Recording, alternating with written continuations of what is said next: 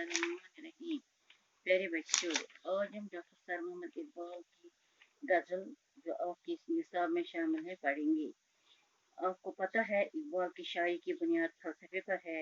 इसी फलसफे की फिजा में इकबाल की शायरी ने नशोनुमा पाई है, जो कि करे अर्ज पर इंसानी अफ़वाहों की तकदीर बदल देता है। उर्दू शायरी में ऐसा लहज और अहम पहले कभी नहीं था। अल्लामा इकबाल इंसान को ख्वाब गफलत से बेदार करके मैदान अमल में सरगर्म करना चाहते थे।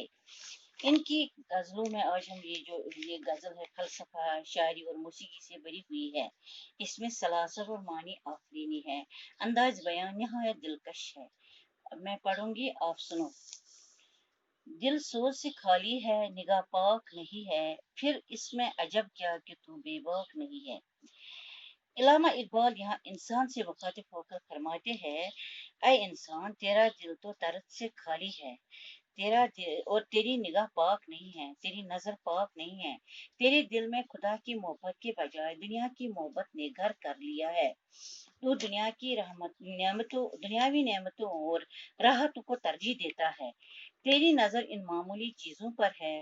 तुझे तो अल्लाह ने अशरफुल मखलूकात बनाया है, तेरे मकासद अजीम होने चाहिए थे, लेकिन अफसोस तो दुनिया की हकीर और मामूली चीजों की तरफ ललचाई नजरों से देखता है। तो जब तुम्हें लालच पैदा हो जाता है, जब तुम्हें हवस है इस मामूली चीजों का, तो जाहिर सी बात है तू निडर कैसे हो सकता है। जब इंसान के दिल में ईमान होता है तो निडर होता है, वो वो बेबाक होता है। लेकिन जब इंसान के दिल में ऐसी चीजें पैदा हो जाए, ऐसी खामियां पैदा हो जाए जहाँ सोच नहीं, तो यही वो खामियां हैं जो निडर होने की राह में रुकावट पैदा करती है। इसलिए इंसानियत की शख्सियत निडर होने के बजाय झिझक और खौफ का शिकार हो जाती है। हालांकि एक मुसलमान को एक बेबाक और निडर होना चाहिए। इसके ईमान में इतनी कुव्वत होनी चाहिए कि वो किसी के सामने न डरे, बगैर अल्लाह की खौफ, उसको अल्लाह का खौफ हो और किसी का नहीं हो। लेकिन जब इंसान हवस परस्त बन जाता है, इंसान जब इन मादवी चीजों की तरफ रगबत रखता है, तो इसमें वो खौफ का शिकार खुद ब खुद हो जाता है जोर की तजल्ली भी इसी खाक में पिन्हा, गाफिल तो निराशा भी इदराक नहीं है। यहाँ शायर फरमाते हैं, ऐ इंसान, तुझे इंसान ने अल्लाह ताला ने अक्ल और दानाई पैदा की है। इतना ही नहीं बल्कि तेरे अंदर उसने अपने दीदार की आरज़ू भी पैदा कर दी थी। इसलिए तो खुद जरा गौर करो कि तुझ में तेरे खालिक से मिलने की तड़प भी मौजूद है। अगर तेरे अंदर इश्क का जज्बा भरा हुआ है और यही इश्क का जज्बा तेरी तलाश में काम आता है, यानी अगर तुझे इश्क इश्क हकीकी है, इश्क हकीकी मीन्स जो मैंने आपको पहले बताया, एक तो इश्क इश्क मजाजी है जो दुनिया के लोगों से इश्क होता है, एक तो इश्क हकीकी है जो अल्लाह से इश्क होता है। तो अगर तो ये तेरे अंदर ये इश्क का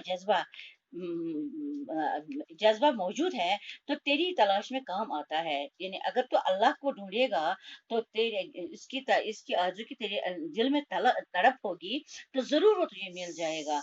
अकल तो इस रास्ते में थक कर रह जाती है। इसलिए तो इश्क और जुनून के अहम पहलू की तरफ ध्यान दे। आंख है सुरमई अफरंग से रोशन, परकार व सखन साज है, नमनाक नहीं है।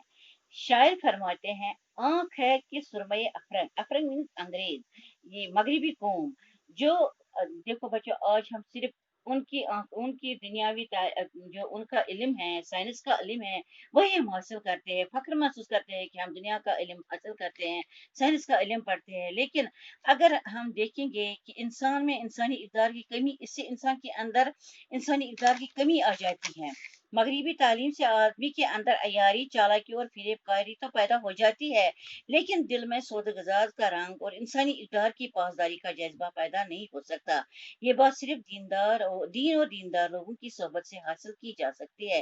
साइंस ठीक है, हम पढ़ सकते हैं, इससे हमने इकबाल नहीं कहता कि तुम साइंस मत पढ़ो, ये मगरिबी तालीम हासिल मत करो, लेकिन इसके साथ साथ अपने दीन की भी कदर करो, अपनी दीन की तालीम भी हासिल करो, ताकि इससे आपके अंदर इंसानी इक़दार की पासदारी का जज्बा पैदा हो जाएगा।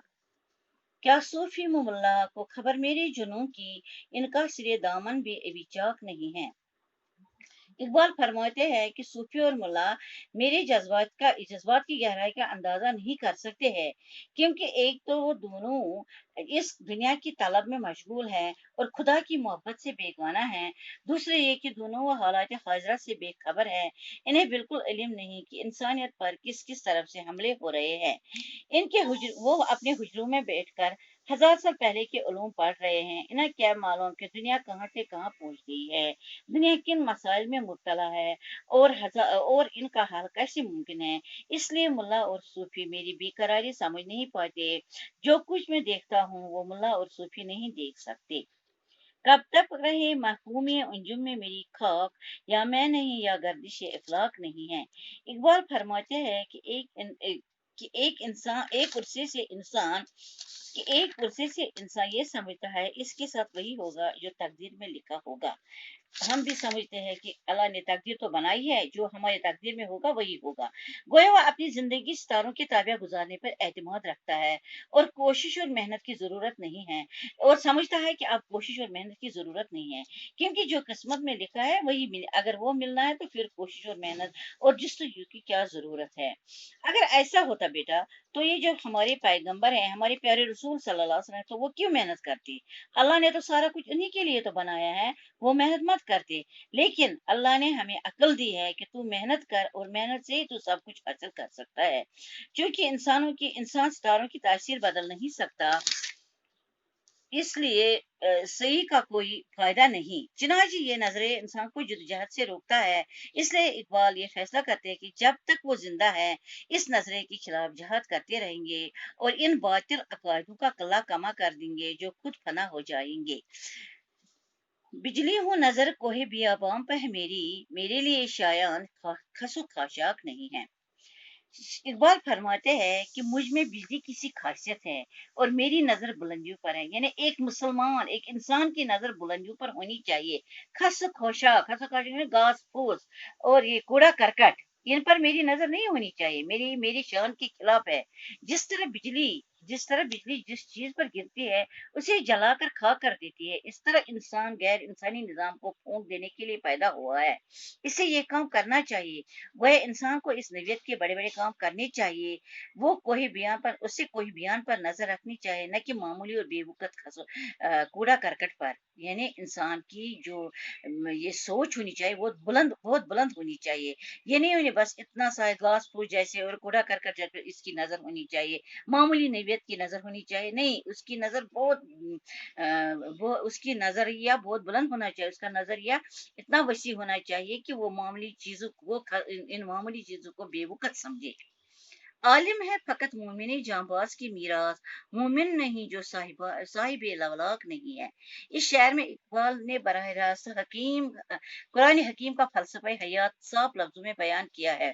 साहिब लवलाक यानी जो प्यारे नबी सल्लल्लाहु अलैहि वसल्लम की उसकी जात से मुराद है। यानी साहिब लवलाक, अल्लाह ताला ने इरशाद फरमाया कि अगर मोहम्मद सल्लल्लाहु अलैहि वसल्लम न होते तो मैं इस कायदात को पैदा नहीं करता। मैंने मोहम्मद सल्लल्लाहु अलैहि वसल्लम के लिए कायनात पैदा की है। दूसरे लफ्जों में खुदा ने इस कारखाने आलिम को हुजूर अक़दस सल्लल्लाहु अलैहि वसल्लम के तसद्दुक़ में पैदा किया है। इसलिए साहिब अवलाक से मुराद है हुजूर मोहम्मद सल्लल्लाहु अलैहि वसल्लम का गुलाम। इस शहर का पहला मिसरा कुरान पाक की इस आयत से माखूज है। जमीन के वारिस मेरे सालिया बंदे होंगे। आप भी कुरान पढ़ते हैं, आपने उसमें पढ़ा होगा कि रसूल अल्लाह ताला हर जगह फरमाते हैं कि मेरी इस जमीन के वारिस मेरे सालिया बंदे हैं। ये शहर के माने ये है कि ये दुनिया सिर्फ जांबाज मोमिन की मीरास है, और मोमिन वो है जो हुजूर सल्लल्लाहु अलैहि वसल्लम की गुलामी इख्तियार करके खुदा की जमीन का वारिस बन सके। यानी जो सच्चा मुसलमान बने, जिसके दिल में अल्लाह की मोहब्बत हो, प्यारे रसूल सल्लल्लाहु अलैहि वसल्लम की मोहब्बत हो। बाकी वसलाम। ये आज अपनी पहली गजल पढ़ी है, कल इंशाल्लाह दूसरी गजल